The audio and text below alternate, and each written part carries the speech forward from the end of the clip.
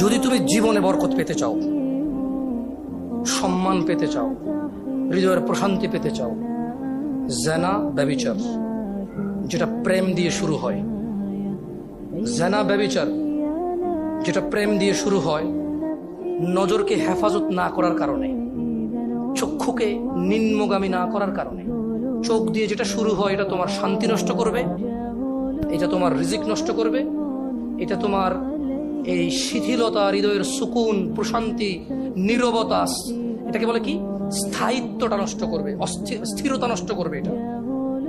ছোট ভাই, তোমার প্রতি আমার নসিহত, তুমি কে নীল পড়ছে, লাল পড়ছে, কে ছোট পড়ছে, কে বড় পড়ছে, তুমি এগুলো মেজারমেন্ট করার দরকার নাই। তুমি নিচে নজর রাখো, হাঁটো, তোমার এটা জানারও দরকার নাই আজকে তোমার সামনে দিয়ে কয়টা মেয়ে কি পড়ে গেছে তুমি দেখোই নাই। তুমি নিচে হাঁটো, যথাসম্ভব তুমি যতটুকু নিচে দেখে হাঁটা সম্ভব তুমি তোমার চোখকে হেফাজত করো। লজ্জাস্থান হেফাজত হবে, লজ্জাস্থান হেফাজত হলে তোমার হৃদয়ের প্রশান্তি নষ্ট হবে না ইনশাআল্লাহ। রিজিকের দরজা খুলবেই খুলবে।